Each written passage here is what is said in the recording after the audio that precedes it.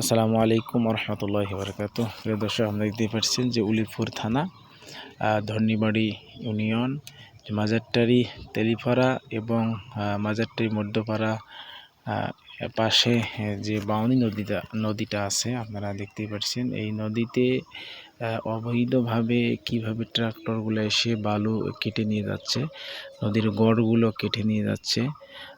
নদী এভাবে যদি এইভাবে নদীর কিনারগুলো কাটা হয় তাহলে এই নদী টিকবে না, নদী আবার আগের মতো হয়ে যাবে।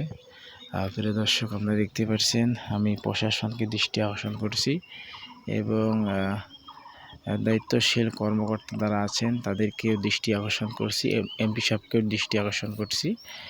এই যে নদী যে ভাঙনটা যদি আসলে বন্ধ করতে চাই আমরা, তাহলে এইভাবে যে অবৈধভাবে বালু কেটে নিয়ে যাওয়া হয় এটাকে আসলে রোধ করতে হবে, এর বিরুদ্ধে পদক্ষেপ নিতে হবে। আমি যতটুকু পেরেছি আপনাদের সামনে দেখাইলাম। এই বাউনি নদীর অবস্থা আগের মতো যদি আবার হয়ে যায় তাহলে এই জমি জমাগুলোর অবস্থা খুব খারাপ হয়ে যাবে, মানুষ চলাচলের সমস্যা হয়ে যাবে।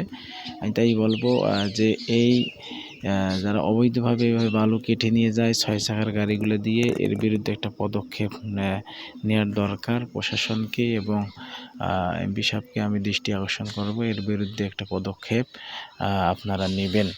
স্থান ঠিকানা যদি বলি, আরেকবার বলি, উলিপুর থানা ধরনীবাড়ি ইউনিয়ন এবং হাতিয়ার ইউনিয়নও কিছু অংশ পড়ে নদীটা। হাতিয়া ইউনিয়ন এবং ধরনীবাড়ি ইউনিয়ন মাঝামাঝি গ্রাম হলো মাজারটারি তেলিপাড়া এবং মাজারটারি মধ্যপাড়া।